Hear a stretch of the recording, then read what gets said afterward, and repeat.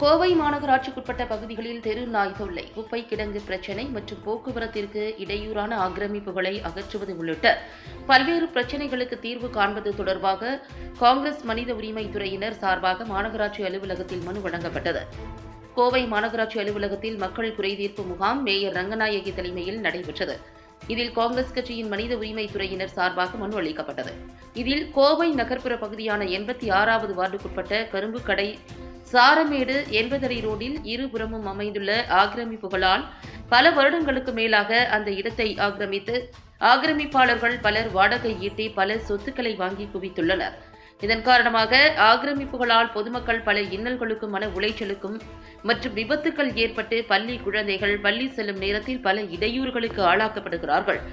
குறிப்பாக மக்கள் அதிகம் வந்து செல்லும் பகுதியான சாரமேடு மெயின் ரோட்டில் மட்டும் ஒரு மாநகராட்சி பள்ளி மற்றும் 4 தனியார் பள்ளிகள் அமைந்துள்ளன. ஆகவே மாநகராட்சி ஆணையாளர் மற்றும் மேயர் இந்த மனுவினை கவனத்தில் எடுத்துக்கொண்டு உடனடியாக நடவடிக்கை எடுக்க வேண்டும் என்று தமிழ்நாடு காங்கிரஸ் கட்சி மனித உரிமை துறை சார்பாக ஆக்கிரமிப்புகளை அகற்றக் கோரி வேண்டுகோள் விடுப்பதாக தெரிவித்துள்ளனர். காங்கிரஸ் மனித உரிமை துறை மாநில செயலாளர் ஜான்சன் தலைமையில் வழங்கப்பட்ட இந்த மனுவின் போது இமயம் ரஹமதுல்லா, கார்த்திக், ஜெரால்டு வின்சென்ட், கோட்டை இஸ்மாயில், குறிச்சி கனி, சுலைமான், ஹனீபா, அப்பா, மீரான் உசேன், ஹைதர் அலி, முத்து, நவ்பல், ஹாரிஷ், நிர்மல், கோபி, அமீர் பாஷா, திபா ஆனந்த், ராஜா முகமது, இப்ராஹிம் ஆகியோர் உடனிருந்தனர். வணக்கம், என் பேர் ஜான்சனுங்க. நான் தமிழ்நாடு காங்கிரஸ் கமிட்டியுடைய மனித உரிமை துறையோட மாநில செயலாளராக இருக்கேன். நாங்கள் இங்கே கோரிக்கை கொடுக்கறதுக்கு என்ன மனு கொடுத்துருக்கோம்னா, இந்த வெள்ளலூர் பகுதின்னு ஒரு பகுதி இருக்குது. வெள்ளலூர் பேரூராட்சிக்கு உட்பட்டது அது.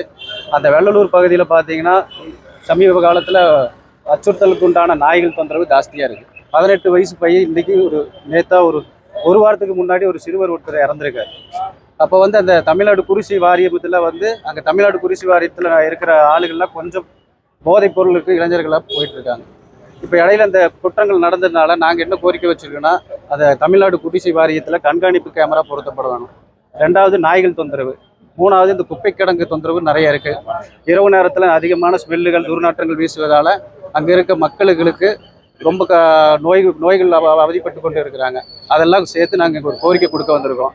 இது எங்கள் தலைவர் மகாத்மா சீனிவாசன் அண்ணன் தலைமையில் நாங்கள் இந்த கோரிக்கையெல்லாம் கொண்டு வந்து கொடுத்துருக்கோம். எங்கள் மாநில தலைவர் செல்வ பெருந்தகின் வலியுறுத்தலின்படி இதெல்லாம் நாங்கள் இந்த கோரிக்கை மேயர் ஆஃபீஸில் கொடுத்துருக்கோம். இந்த சிறுவர்கள் படுகொலை, அங்கே தமிழ்நாடு குடிசை வாரியத்தில் போதைப் பொருட்கள் போன்ற பழக்க வழக்கங்கள் நிறைய ஆகிட்டு இருக்கு.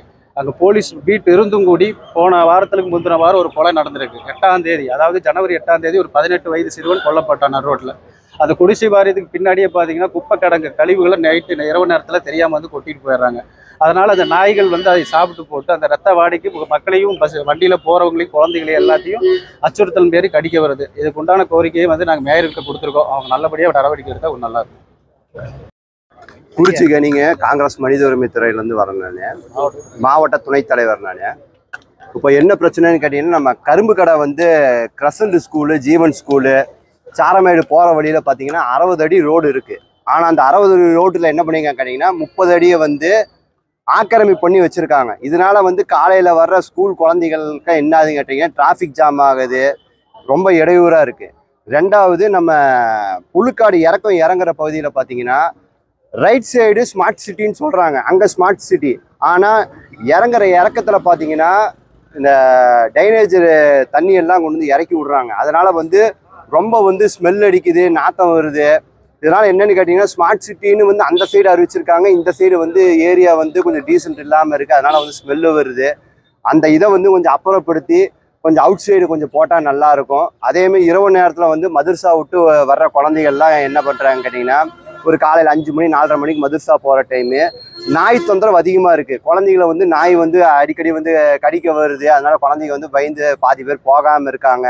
அப்படி மீறி நாங்கள் சொன்னாலும் அந்த நாயை பிடிச்சிட்டு கருத்தடை பண்ணிட்டு கொண்டு ரிட்டர்ன் அங்கே தான் விட்றாங்க. விட்டாலும் இனப்பெருக்கு பண்ணாமல் இருக்கிறதுக்கு வேணால் கருத்தடை பண்ணி விடலாம். ஆனால் குழந்தைகளை நாய் கடித்தாலோ பாதிப்பானாலோ கடிக்கிறதுல குழந்தைங்க தப்ப முடியாது. அதனால் அந்த இதையும் நடவடிக்கை எடுக்கணும்னு சொல்லி ஆணையாளர்கிட்ட சொல்லியிருக்கோம். அதுக்கு தகுந்த நடவடிக்கை எடுக்கிறேன்னு சொல்லியிருக்காங்க. மெயினான கோரிக்கை என்னன்னு கேட்டிங்கன்னா, அந்த ஆக்கிரமிப்பு பண்ணதை சீக்கிரம் அகற்றணும். யார் பரிந்துரை பண்ணி அது இருக்கட்டும் இது இருக்கட்டும் பெண்டிங் வைக்கக்கூடாது. சப்போஸ் பெண்டிங் வச்சாங்கன்னா மக்களுக்கு கொடுத்த கோரிக்கையை வச்சு நாங்கள் இங்கே வந்து ஆணையாளர்கிட்ட வந்து நாங்கள் பேச வந்திருக்கோம். சப்போஸ் இதுக்கு நடவடிக்கை எடுப்பாங்கிற நம்பிக்கை வந்து எங்களுக்கு முழுமையாக இருக்குது. எடுக்காத பட்சத்தில் நாங்கள் மக்களை திரட்டி மிக பெரிய அளவுக்கு வந்து ஆர்ப்பாட்டம் நடக்கலான்னு முடிவு பண்ணியிருக்கோம்.